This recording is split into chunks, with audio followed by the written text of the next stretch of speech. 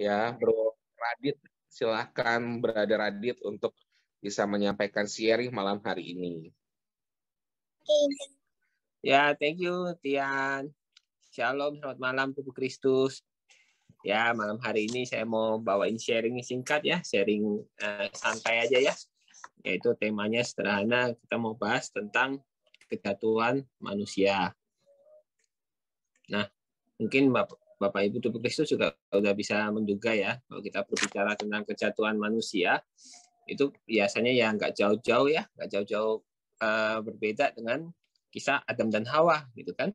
Sebagai manusia pertama yang diciptakan Tuhan, dulu ditaruh di Taman Eden gitu kan, tetapi mereka kalah ya, mereka jatuh ke dalam dosa, dan itu menyebabkan mereka diusir dari Taman Eden, dan kemudian yang lebih parah lagi, akhirnya karena dosa satu orang, dosa Adam, seluruh manusia menjadi berdosa.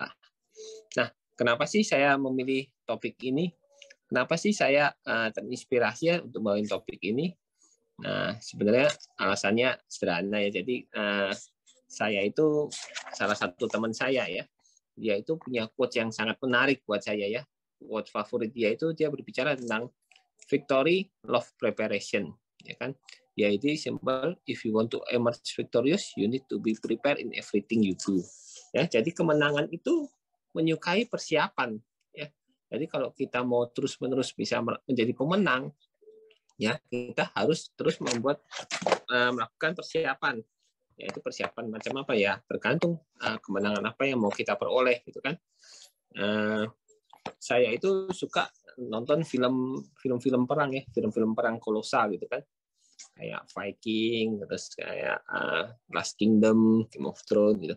Saya suka nonton film-film begitu. Nah, kalau di zaman dulu ya, zaman perang-perang zaman dulu itu salah satu kunci kemenangan itu adalah di tim scout ya, tim atau tim spy gitu kan.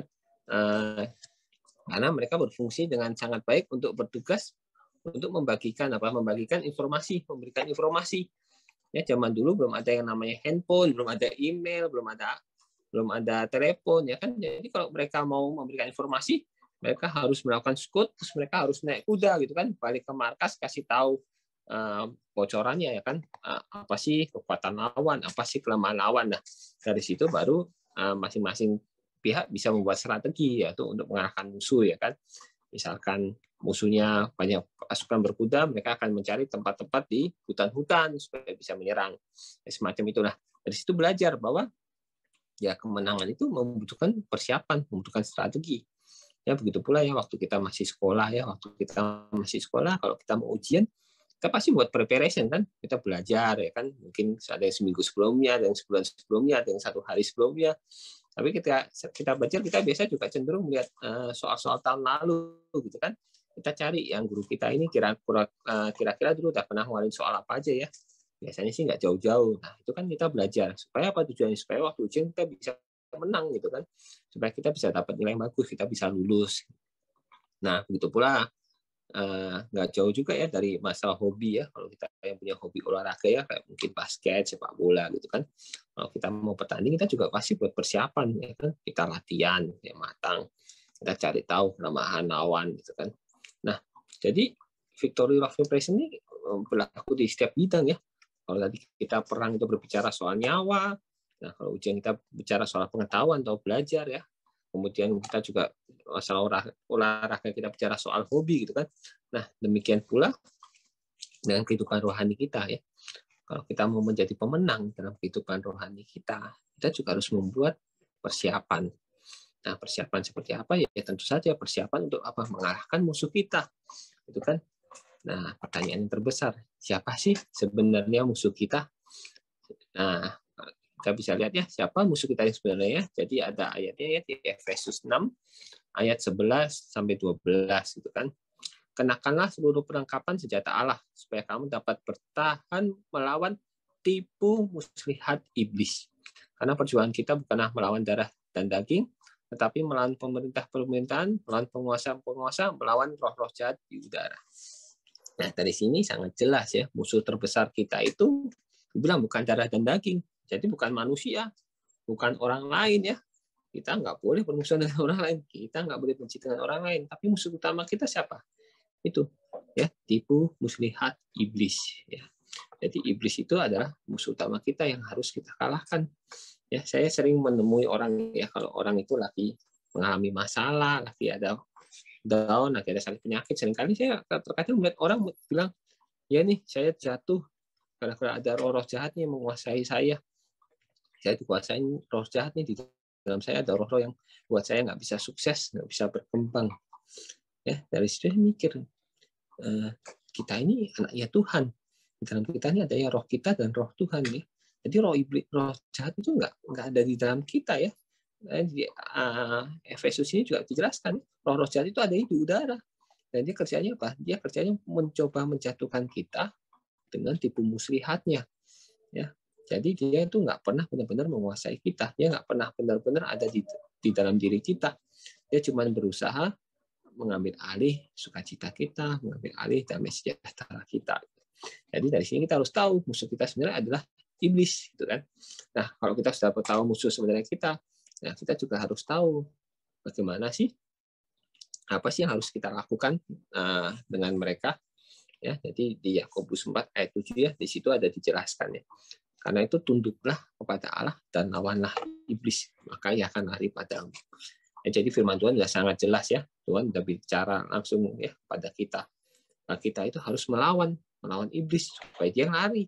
Jadi jangan kita yang kabur, jangan kita yang takut sama iblis ya. Jangan kita yang mendewa-dewakan iblis ya. Kalau kita kalah, kita jatuh, kita salahin, iblisnya kuat. Enggak, gitu loh. Kitanya yang lemah. Jadi kita ini diciptakan Tuhan, salah satu adalah kita supaya kita bisa melawan iblis. Gitu. Nah, bagaimana sih iblis itu bisa menyerang kita? Bagaimana sih iblis itu bisa memainkan tipu muslihatnya? Nah, kita belajar ya dari kisah tentang awal kejatuhan Adam dan Hawa. Ya kan? Kenapa Adam dan Hawa yang saat itu berada di Taman Eden, yang berada di dalam hadirat Tuhan ya, sangat dekat kepada Tuhan, kenapa mereka bisa jatuh? Gitu. Nah, kita lihat ya, sebenarnya Adam dan Hawa itu sudah diberikan Tuhan segala sesuatu yang baik ya. Kalau kita lihat di Kejadian 2 ya, ayat 7-8 ya, Tuhan itu telah menciptakan manusia, dia membuat Taman Eden yang dipenuhi dengan berbagai pohon yang menarik, yang baik, dan juga termasuk pohon kehidupan dan pengetahuan ya. Jadi bisa dibayangkan mereka itu hidup di dalam suatu lingkungan yang sangat enak. Mereka nggak bisa dibilang nggak perlu bekerja, makanan udah disediain Tuhan, berbagai macam buah-buahan ya kan. Kemudian juga di lingkungan yang aman, damai, tentram gitu kan. Tetapi ketika iblis menggoda ya di Kejadian 3 ya, ketika iblis menggoda, kenapa kok Adam dan Hawa ini bisa jatuh? Nah, di sini ada 3 hal ya, 3 hal yang menyebabkan Hawa itu jatuh ya di muslihat iblis ya. Yang pertama, dia membuat Hawa itu melihat buah pohon itu baik untuk dimakan. Ya, yang pertama, Hawa melihat bahwa buah pohon yang dilarang ini ya, pohon pengetahuan ini itu baik untuk dimakan. Yang kedua, Hawa melihat bahwa buah pohon itu sedap kelihatannya ya. Jadi pertama dia lihat buahnya kelihatannya baik, kedua kayaknya sedap kelihatannya ya. Dan yang ketiga, pohon itu menarik hati karena memberi pengertian. Nah, 3 hal ini adalah 3 hal yang berbahaya ya. Yang pertama itu adalah berbicara tentang masalah keinginan mata, ya kan? Yang melihat suatu buah pohon itu baik untuk dimakan, padahal di sana sudah ada banyak pohon, ya kan? Yang boleh buat mereka makan. Yang kedua dibilang, seakan-akan buah pohon itu sedap kelihatannya, padahal dia udah pernah makan belum? Belum. Dia tahu rasanya nggak? Enggak. Tapi dia tergoda oleh keinginan dagingnya. Itu dia melihat bahwa pohon ini sedap untuk dimakan. Nah, yang ketiga, yang ini paling berbahaya ya. Dia bilang pohon itu menarik hati karena memberi pengertian. Kenapa memberi pengertian ini menarik? Karena mereka berasa kalau mereka memiliki pengertian, mereka memiliki pengetahuan antara baik dan buruk, mereka itu bisa dibilang sama dengan Tuhan, sama dengan Allah. Jadi di sini mereka memiliki keinginan untuk menyamai Tuhan. Ya.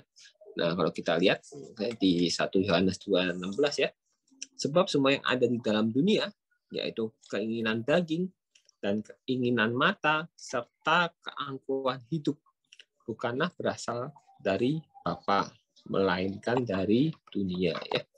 Tadi kalau kita bicara itu ada gambar juga. Ya, jadi kalau kita bicara tentang keinginan daging, keinginan mata, dan juga keangkuhan hidup, itu nggak akan pernah ada puasnya.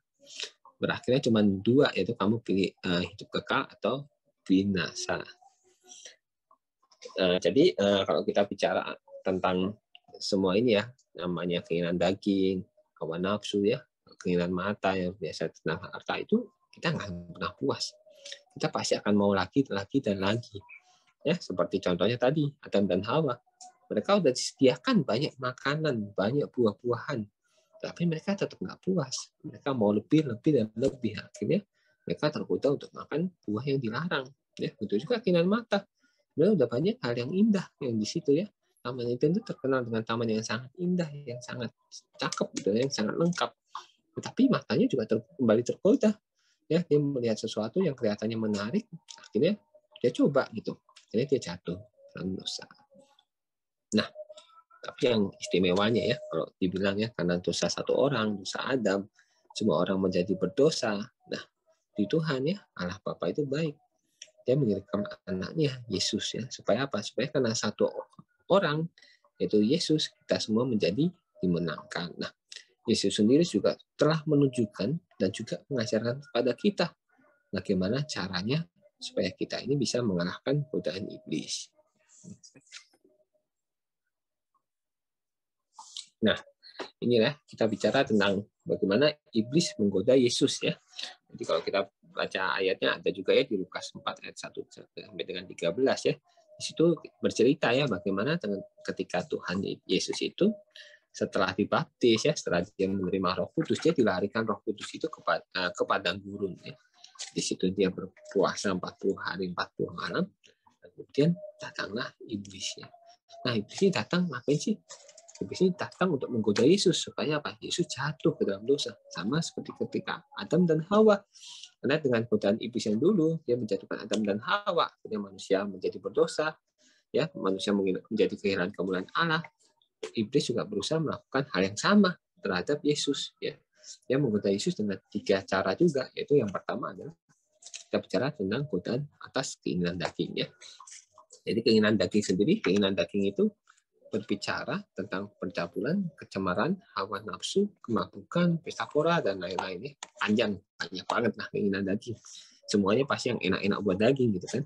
Nah, bagaimana cara iblis menggoda Yesus ya? Dia menyuruh Yesus ya, iblis menyuruh Yesus untuk mengubah batu menjadi roti. Kenapa? Nah, karena perlu kita ketahui ya, saat itu kondisi Yesus lagi lapar ya, dia setelah puasa 40 hari 40 malam, dia kondisi lapar di padang gurun pula. Nah, makanya iblis menyuruh Yesus mengubah batu menjadi roti buat dia makan, buat dia memuaskan keinginan dagingnya, buat dia menggunakan puasanya dengan cara yang salah ya, untuk sesuatu yang salah gitu. Bukan untuk melaksanakan kehendak Bapa, tapi untuk memuaskan dirinya sendiri. Nah, namun berbeda dengan Adam dan Hawa ya. Di sini Yesus mengalahkan godaan tersebut ya. Yesus mengatakan kepada iblis ya, bahwa manusia itu hidup bukan dari roti saja, tetapi dari setiap firman yang keluar dari mulut Allah. Nah, ini penting ya. Jadi ketika kita berbicara keinginan daging, itu kita juga harus berbicara adanya apa? Yesus mengajarkan adanya keinginan roh, gitu kan. Jadi kita bicara roti itu memang bicara soal makanan. Jadi Tuhan nggak melarang kita ya, nggak melarang kita buat makan enak, enggak. Jadi nggak melarang kita buat cari sukacita, bersenang-senang, enggak gitu. Tuhan tahu daging kita juga memang butuh sukacita ya. Tapi kita harus tekan dengan cara apa? Nah, cara kita harus memenuhi kebutuhan rohani kita, kita lebih memiliki keinginan rohani kita, yaitu dengan apa? Dengan mencari firman Allah, kita dengan melakukan firman Allah. Nah ya, kita seringkali, saya pernah dengar ya, maksudnya ada suatu kisah di mana kalau kita itu dulu saya lihat ya, orang berdoa ya, orang meditasi itu bisa duduk tenang, khusyuk gitu kan, dia bisa nangis. Wah, saya dapetin kayak, wah enak banget ya berdoa ya. Berdoa itu ibarat di bathtub ya, maksudnya di kolam air hangat ya, asik banget gitu ya, kayak bawaannya setelah selesai tenang, happy, sukacita ya kan, bisa berjam-jam orang berdoa. Tapi begitu saya coba berdoa ya kan, merem, khusyuk, 5 menit ya kan, habis itu udah pikiran kemana-mana, terus ya udahlah saya melek selesai lihat jam, paling baru 5 menit apa 10 menit gitu kan. Ternyata nggak gampang gitu ya buat doa lama, buat sukacita gitu kan. Selesai berdoa pun nggak merasakan sukacita dan macam-macam ya, malah kadang merasa bersalah gitu kan, bisa fokus gitu. Dan dari sini kita belajar, maksudnya berdoa itu sebenarnya ada peperangan, yaitu peperangan roh. Artinya ketika kita datang kepada Tuhan, membaca firman, berdoa, itu artinya kita sedang mematikan keinginan daging kita. Kita sedang melawan keinginan daging kita. Nah, inilah hal yang sangat bagus. Artinya memang kita itu harus mencari kebutuhan roh terlebih dahulu. Itu adalah kunci supaya kita bisa mematikan keinginan daging. Nah, di sini Yesus sudah melakukan hal tersebut ya. Dia mengalahkan keinginan daging itu. Dia lebih mengutamakan apa? Melakukan kehendak Allah. Ya, sebab makananku adalah melakukan kehendak Bapa ya. Jadi kita pun harus demikian. Dalam hidup kalau kita mau melawan keinginan daging, kita harus mendekatkan diri senantiasa pada Tuhan. Ya. Jadi firman Tuhan itu harus menjadi kesukaan dalam hidup kita, bukan sekedar kewajiban, namun menjadi kesukaan. Ya, next.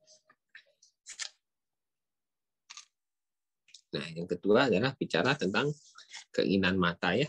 Kalau tadi Adam dan Hawa juga tergoda ya karena melihat buah pohon itu sedap buat dimakan gitu kan, akhirnya dia jatuh. Nah, sama iblis juga menggoda Yesus dengan keinginan mata ya kan.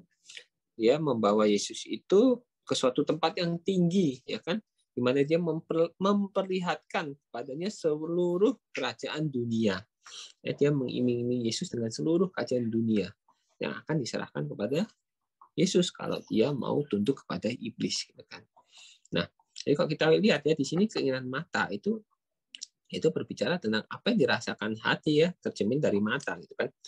Makanya sampai ada pepatah kan dari mata turun ke hati. Itu menunjukkan mata punya koneksi erat dengan hati yang menyimpan keinginan, hasrat dan juga perasaan. Ya, di Matius 6 ayat 22-23 disebut mata adalah pelita tubuh. Jika matamu baik, teranglah seluruh tubuhmu. Jika matamu jahat, gelaplah seluruh tubuhmu. Jadi jika terang yang ada padamu gelap, betapa gelapnya kegelapan itu ya.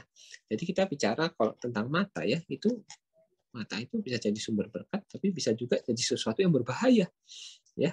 Karena kalau kita lihat lewat keinginan mata ya, kadang kita ya ini bukan terkadang ya, sering lah ya.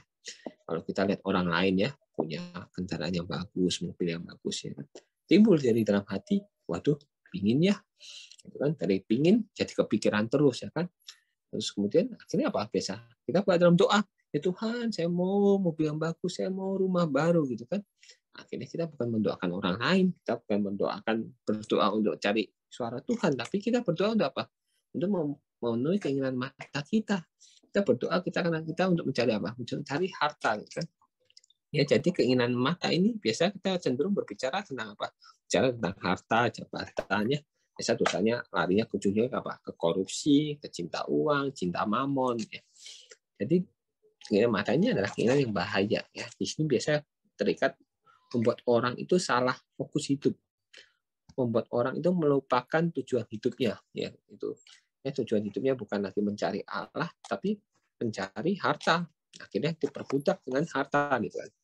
Nah, di sini Yesus juga kembali mengajarkan bagaimana cara untuk mengalahkan keinginan mata ini. Ya, di ayat 8 ya, Lukas 4 ayat 8, Yesus menjawab, ada tertulis, engkau harus menyembah Tuhan Allahmu, dan hanya kepada Dia sajalah engkau berbakti. Ya. Jadi ini kunci ya. Beberapa ayat di Alkitab juga sering mengatakan ya bahwa kita itu nggak bisa mengabdi kepada dua Tuhan, yaitu kepada Tuhan dan kepada Mammon. Jadi harus kepada salah satu. Nah, di sini kita harus tahu ya siapa sih sebenarnya Tuhan kita. Kita tuh sebenarnya mau mengabdi kepada siapa gitu. Mengabdi kepada Tuhan atau kita mau mengabdi kepada Mammon. Ya, cari duit, tapi percaya ya. Yang namanya cari duit itu nggak akan ada puasnya. Nggak akan ada yang namanya cukup. Ya. Dulu waktu saya pertama kali kerja ya, gaji masih 3 juta ya. Saya berasa gaji itu nggak cukup, pas-pasan banget gitu kan. Pas akhir bulan udah sekarat-sekarat ya. Sekarang saya udah bekerja kurang lebih 10 tahun lebih ya. Gaji udah berkali-kali lipat, tetapi tetap aja nggak pernah berasa cukup gitu. Jadi yang namanya keinginan mata ini itu nggak akan pernah cukup. Karena apa? Karena kita melihatnya biasanya patokannya pada orang lain. Orang lain punya mobil lebih bagus, saya juga mau. Orang lain punya rumah lebih besar, saya juga mau gitu kan. Orang lain pakai barang-barang mewah, saya juga mau. Nah, kalau ini nggak dikekang, bahaya. Ya, karena apa? Ujung-ujungnya orang cenderung berbuat kejahatan ya. Kenapa ada korupsi? Kenapa ada binomo yang orang-orang nipu sampai puluhan miliar gitu kan? Karena mereka tergoda dengan keinginan mata. Mereka nggak cukup puas dengan apa yang mereka miliki. Itu ya. Nah, kemudian kita bicara tentang godaan yang ketiga. Ya, godaan yang ketiga ini berbicara tentang ya keangkuhan hidup ya. Ini juga hal yang sangat bahaya ya, menjadi pusat dosa ini ya biasanya. Kenapa? Orang yang angkuh ya, itu orang yang angkuh menganggap dirinya lebih tinggi, lebih unggul. Tinggi hati lawan kata dari rendah hati kan. Tinggi hati membuat orang itu tidak dapat menerima masukan dari orang lain. Ya, kalau bahasa singkatnya ya, kalau biasanya disebutin nama Koyongki ya, ini apa? Songong ya. Jadi ada dosa kesongongan ya. Rajanya sombong gitu kan. Nah, tapi keangkuhan hidup ini wah, bahaya banget ya. Kenapa? Coba lihat deh. Orang yang songong, orang yang sombong bisa tobat nggak? Nggak akan pernah bisa tobat. Karena apa? Karena kalau kita nasihatin satu kalimat, dia akan ngebantah 10 kalimat. Ya kan? Kenapa? Karena dia berasa dirinya hebat. Karena dia berasa dirinya spesial ya. Nah, begitu pula tadi Adam dan Hawa gitu kan. Dia tergodanya sama apa? Dia tergoda untuk menjadi Allah. Ya, yang sudah dikasih kenyamanan, kenikmatan, tapi dia tergoda untuk menjadi Allah, menjadi sesuatu yang lebih besar dari apa yang seharusnya dia percayakan itu. Nah, begitu pula iblis ya. Iblis juga menggoda Yesus dengan hal yang sama gitu kan.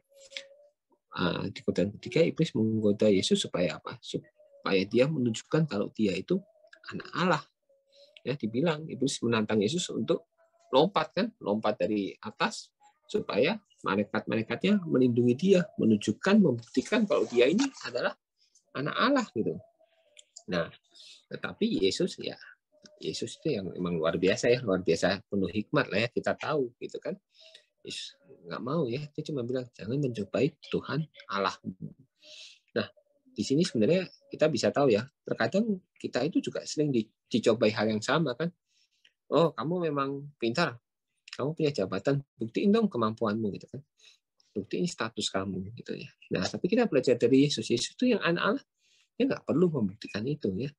Justru kalau kita lihat ya waktu kejadian malam terakhir ya kan, dia adalah raja, dia adalah guru, dia adalah Allah. Dia mau membasuh kaki para rasul, kaki para muridnya. Nah, di sini menunjukkan ya bahwa ketika kita itu dipercayakan Tuhan untuk posisi yang tinggi, untuk suatu yang tinggi, justru kita tuh harus makin merendahkan diri kita. Supaya apa? Dengan cara ya kita harus makin melayani orang lain gitu. Karena dari sinilah orang itu baru bisa dibentuk gitu. Ya dulu saya juga orang yang keras ya, orang yang angkuh. Artinya waktu dulu saya mulai usaha saya ya, saya dulu ada main usaha warnet gitu. Waktu awal-awal mau usaha, waduh kusuk banget saya berdoa. Itu kan mau buka, saya doa panjang lebar, Tuhan tolongin, bantuin gitu kan, supaya usaha ini bisa lancar, supaya ini bisa berbuah gitu kan. Akhirnya dapat satu usahanya berjalan lancar. Saya mau buka yang kedua ya, saya bawa dalam doa juga. Waktu cari survei tempat saya doa, waktu awal persiapan saya doa. Akhirnya usaha kedua jalan jadi juga, jadi lancar. Dari situ saya mulai sombong ya kan. Ya, habis itu saya klaim, wah ini saya sukses nih, saya pasti buka lagi, pasti sukses. Akhirnya saya beranikan diri utang bank, saya ajak-ajakin teman utang bank, lupa doanya tapi teman-teman ya kan. Wah udahlah optimis lah, buka di mana aja, buka. Saya buka, sampai waktu itu punya 6 gitu kan. Ya itulah tapi ya akibatnya sombong, nggak berdoa lagi. Waktu persiapan nggak bawa dalam doa, maksain. Alhasil ya nyungsep. Ya usaha-usaha saya mulai nyungsep gitu. Kenapa? Ya itu karena saya mengklaim jadi milik saya sendiri. Tujuan saya jadi salah ya. Saya udah diberkatin waktu itu, tapi saya tergoda dengan itu, namanya keinginan mata. Saya mau lebih dan lebih lagi. Ya, dan saya menjadi apa? Menjadi angkuh. Saya merasa saya yang bisa, saya yang mampu sendiri, saya yang bisa kerjain sendiri. Akhirnya saya ya itu nyungsep habis-habisan ya di usaha saya. Nah, dari situ saya belajar ya. Kalau kita ini sombong ya, kita sombong. ya suatu saat Tuhan akan sentil. Gitu. Sentilnya itu gampang banget. Nah, waktu kita jatuh, nah disitulah kita baru bisa merendahkan diri, merendahkan hati, ya, balik lagi kepada Tuhan. Nah, berapa sering sih kita melakukan hal itu? Ya, berapa sering sih ketika kita sukses dalam pekerjaan kita menjadi sombong, menjadikan bahwa oh ini adalah hasil prestasi kita, gitu kan? Nggak cuma di sini, mungkin di dalam kehidupan rohani juga sama, gitu kan? Ya, ketika kita udah mulai merasa, wah, saya udah mulai ngerti nih, saya udah mulai intim dengan Tuhan, kadang kita bisa menjudge orang, ya kan? Terkadang waktu kita dinasihatin, kita ngelawan, enggak lah, itu mah kamu bukan saya, gitu kan? Nah, ini yang bahaya ya. Jadi usaha keangkuhan hidup ini sangat-sangat bahaya. Ya, kita tahu kan kisah Kain dan Habel, ya, di mana Kain membunuh Habel. Sebenarnya itu gara-gara apa? Ya, gara-gara keangkuhan hidup. Si Kain tidak mau menerima kenyataan bahwa Tuhan itu nggak mengindahkan persembahannya, ya. Akhirnya di situ munculnya apa? Akhirnya munculnya jadi apa? Jadi dosa yang lain, yaitu pembunuhan, manipulasi, ya, penipuan, gitu kan. Ya, jadi ya keangkuhan hidup ini adalah sesuatu yang harus benar-benar kita lawan, ya. Gambaran Adam dan Hawa, ya, yang tergoda di keinginan daging, keinginan mata maupun keangkuhan hidup itu adalah gambaran kita sekarang. Ya, kita seringkali mengalami tiga hal tersebut.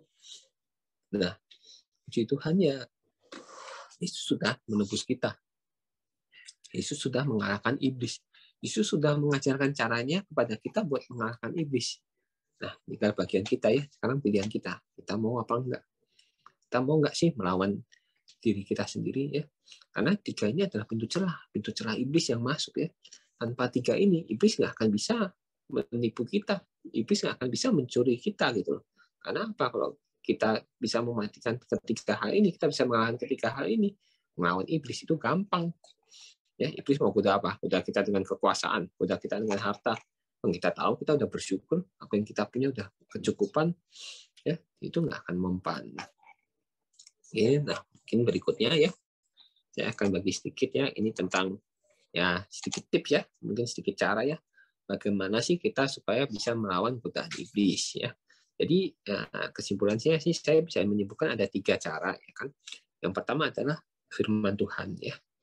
Jadi semua, ya, godaan iblis itu, ya, kalau kita perhatikan tadi, ya, Tuhan selalu menjawabnya dengan firman, ya. Dia selalu mengatakan ada tertulis, ya, ada tertulis. Jadi sebenarnya jawaban semua masalah kita itu sebenarnya sudah ada di firman Tuhan, ya. Jadi firman Tuhan itu adalah sesuatu yang harus kita pegang, ya. Kenapa? Kalau kita kuat di firman, kita itu akan bisa melawan segala godaan-godaan itu, ya. Contoh godaan masalah kekayaan, ya kan. Tuhan juga sudah mengajarkan kan bahwa Tuhan yang akan memberikan kecukupan. Ya, itu semua sudah tertulis di firman, ya kan. Godaan tentang apa? Kesombongan, ya, tentang mau jabatan, mau dihargai. Tuhan juga sudah mengajarkan, sudah memfirmankan, semakin besar kamu, hendaklah kamu semakin melayani, ya kan. Nah, jadi semua itu jawaban itu sudah dinyatakan Tuhan di dalam firman Tuhan. Jadi, tapi yang terpenting ini, ya, ini ada satu yang terpenting, ya. Kita bicara firman Tuhan, kita nggak boleh sekedar tahu, tetapi kita harus menjadi pelaku firman. Karena apa? Karena iblis juga tahu firman Tuhan. Ya, hati-hati. Iblis itu tahu Yesus itu adalah anak Allah. Dia tahu. Ya, bahkan kalau di godaan ketiga, waktu iblis menyuruh Yesus buat lompat, ya, dia bilang bahwa ada tertulis bahwa jika malaikat-malaikat itu akan melindungi engkau, bahwa malaikat-malaikat itu tidak akan membiarkan kakimu tertatang di tanah, gitu. Dia akan menatang kamu dengan tangannya. Artinya apa? Iblis itu mengerti firman.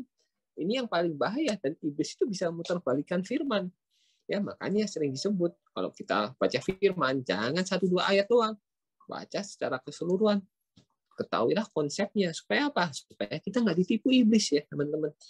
Ya, jadi firman Tuhan itu bukan cuma buat dipegang 1-2 ayat, tapi kita harus tahu, kita dalami, dan yang terpenting kita harus lakukan.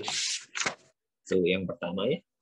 Yang kedua, ya, kita berbicara tentang ini, ya, salah satu cara yang paling ampuh, ya, menurut saya, ya, yaitu dengan berpantang dan berpuasa, ya. Kalau kita lihat, ya, tadi Yesus, ya, waktu dia digoda iblis, dia setelah berpuasa 40 hari 40 malam. Mungkin memang benar secara daging dia lemah, dia lapar gitu. Artinya si Tetapi Ping jualan lontong sayur lebaran, tau nggak berapa? Buat 4 berapa? Ya, mungkin dia secara daging dia lemah gitu kan. Secara daging dia dalam kondisi lapar, tetapi secara roh dia ini lagi kuat-kuatnya. Dia udah 40 hari nggak makan, dia benar-benar intim dengan Allah Bapa ya kan, di padang gurun yang nggak ada apa-apa. Nah di situ dia bisa mengalahkan godaan iblis. Ya, jadi puasa itu sangat penting ya. Jadi puasa itu bukan buat ya ini kalau saya maksudnya puasa itu bukan buat mendapat berkat ya. Puasa itu bukan buat kita bisa mengusir iblis, enggak gitu loh. Puasa itu buat meningkatkan roh kita ya, supaya ketika kita meningkatkan roh kita tuh bisa mematikan kedagingan kita. Kita bisa jadi mengalahkan iblis gitu. Jadi puasa ini suatu tahapan yang luar biasa gitu ya kalau dilakukan dengan benar. Makanya ada dibilang kalau berpuasa janganlah seperti orang Farisi yang artinya puasanya justru buat meningkatkan keangkuhan hidup dia, buat pamer gitu kan. Kalau puasa kita harus apa? Jangan sampai kelihatan muka kita sedang berpuasa. Karena kita puasa itu untuk meningkatkan hubungan kita dengan Tuhan. Ya. Jadi juga jangan ketika kita berpuasa ya, kita udah puasa nggak makan nggak minum, tapi tujuannya buat badannya jadi kurus ya kan? Ya lumayan lah nyicil diet lah, mengatasnamakan puasa gitu kan? Ya jangan juga. Tapi waktu puasa kita harus hendaknya isi dengan apa? Kita berpuasa hendaklah kita isi dengan doa, isi dengan firman Tuhan. Ya, itu yang terpenting. Nah, yang satu lagi yang cara yang paling ampuh ya berpantang ya. Saya juga udah melakukan hal ini ya. Jadi kalau yang namanya berpantang ya, kita itu harus pantang melakukan hal-hal duniawi yang kita sukai.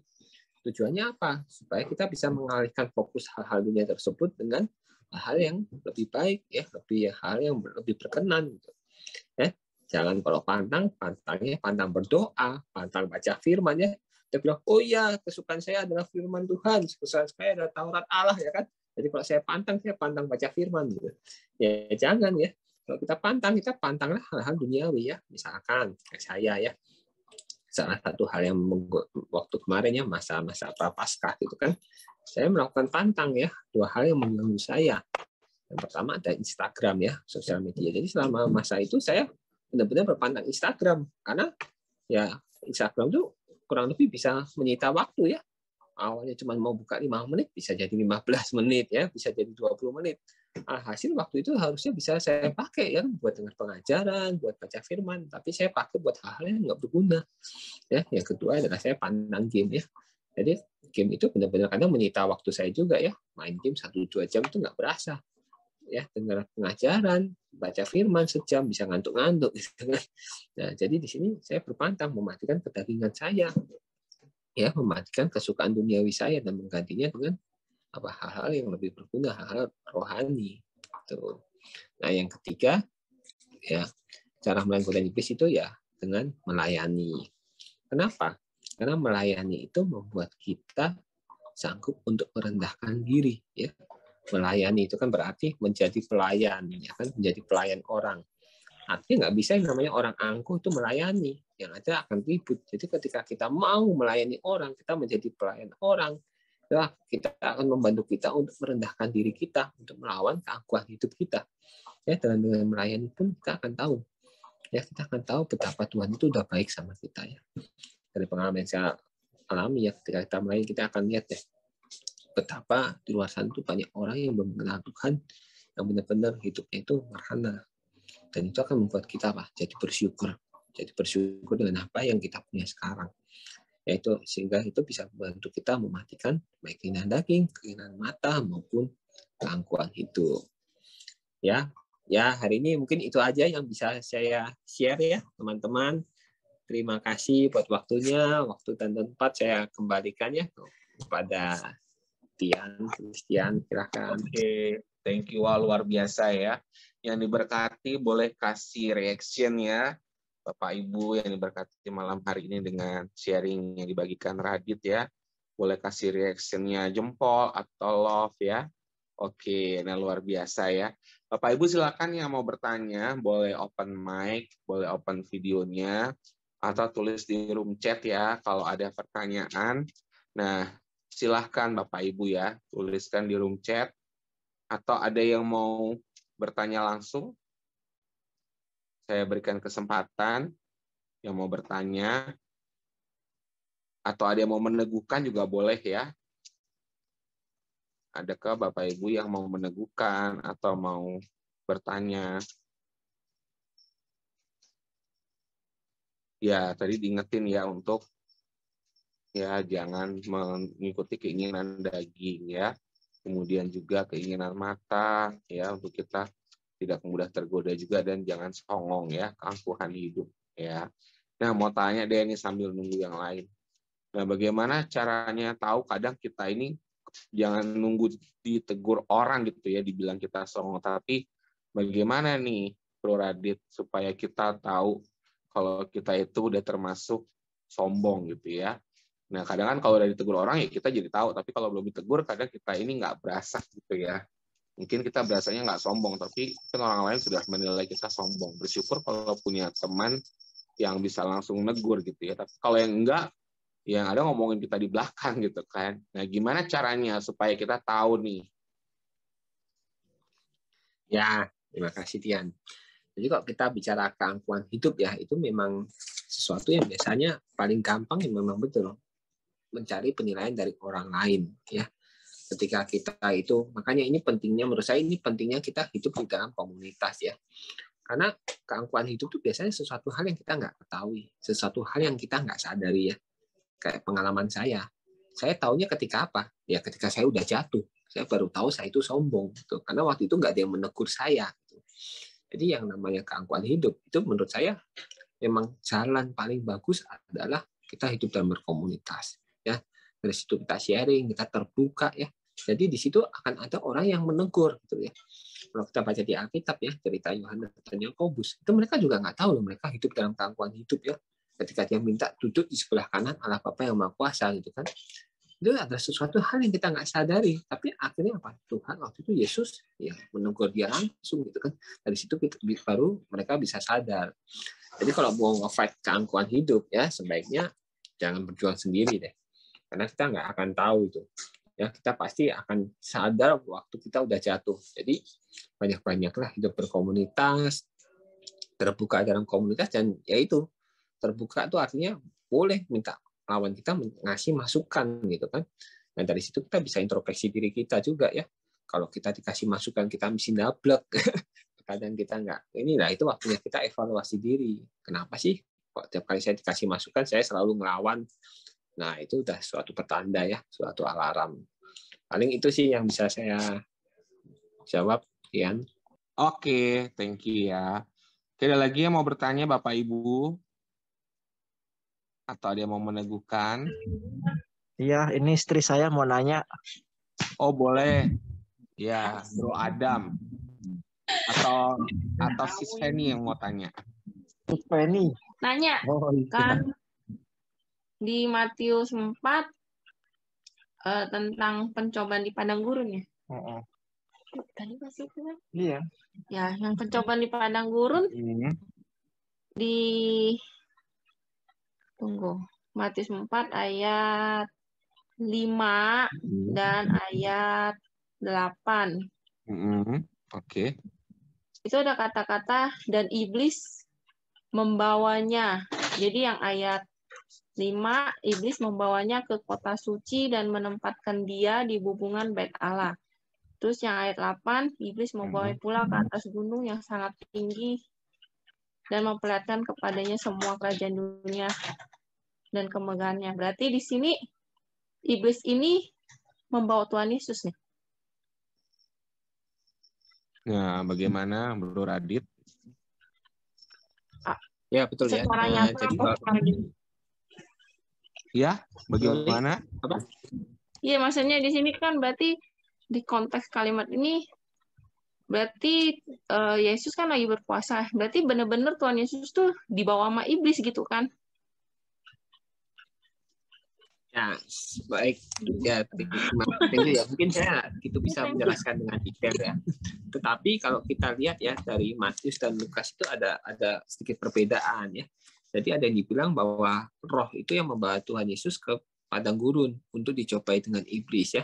Jadi kalau Matius itu menggunakan kata iblis membawa, itu maksudnya ini bukan atas kehendak iblis, tapi atas kehendak roh. Artinya roh memang menghendaki Yesus ini mengalami pencobaan ini buat mengalahkan itu. Nah, iblis itu cuma memang membawa Yesus buat melihat tadi ya ke kota suci maupun ke gunung, tapi itu bukan atas bukan atas tanpa seizin Yesus gitu. Jadi memang Yesus mengizinkan, roh itu mengizinkan, anak Bapa itu mengizinkan supaya Yesus itu dibawa ya, artinya dalam artian di sini dibawa itu dia ikut ke kota suci maupun ke gunung untuk dicobain gitu. Mungkin itu sih paling yang bisa saya jawab ya. Jadi bukan berarti istilahnya kayak iblis Yesus diculik, Yesus nggak berkuasa dengan iblis, enggak. Tapi memang karena ini di sini di tempat yang lain itu dikatakan bahwa roh yang membawa Yesus buat supaya dia itu dicobai iblis. Jadi ini semua memang atas kehendak Bapa, atas rencana Bapa. Itu sih. Ya, thank you. Terus berarti kita manusia juga secara prakteknya berarti kita juga diizinkan dibawa untuk dicobai iblis gitu. Ya, betul. Jadi makanya ada ayat yang bilang ya, saya lupa sih, nggak hafal detail ya, maksudnya bilang ya, kalau kita jatuh ke dalam pencobaan, janganlah mengatakan bahwa pencobaan ini berasal dari Allah gitu kan, sebab Allah nggak bisa cobain. Memang benar. Jadi Allah itu nggak pernah mencobai, tetapi Allah mengizinkan pencobaan itu terjadi dalam hidup kita. Supaya apa? Supaya kita itu belajar.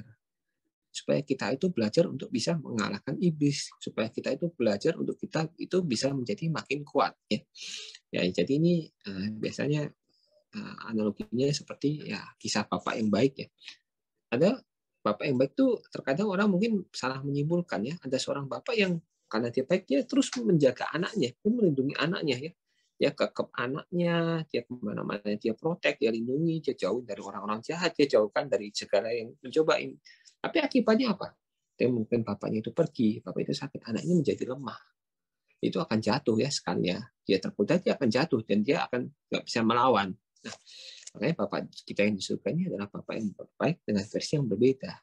Artinya berarti benar-benar bapak yang baik. Dia mengerti bahwa kita ini harus jadi kuat. Kita ini diciptakan untuk mandiri. Kita ini diciptakan untuk bekerja sama dengan dia mengalahkan iblis. Jadi di situ kita harus apa? Kita harus kuat. Makanya Bapak itu selalu mengizinkan kita mengalami pencobaan. Tapi ketika kita mengalami pencobaan, dia itu setia. Dia tidak akan membiarkan kita dicobai melebihi kekuatan kita. Dia akan menyiapkan jalan keluar buat kita. Artinya, ya memang itu sebuah pencobaan itu adalah cara Bapak mengasihi kita untuk mendidik kita supaya kita ini menjadi pribadi yang kuat, yang bisa mandiri mengalahkan iblis. Dan setelah kita kuat, kita baru bisa menguatkan orang-orang lain. Mungkin itu sih yang bisa saya bagi ya, Cik Feni. Oke. Iya, thank you. Ya, Thank you. mudah-mudahan bisa menjawab ya. Oke, thank you. Ada lagi Bapak Ibu yang mau bertanya atau meneguhkan? Silahkan. Masih ada waktu. Apakah ada?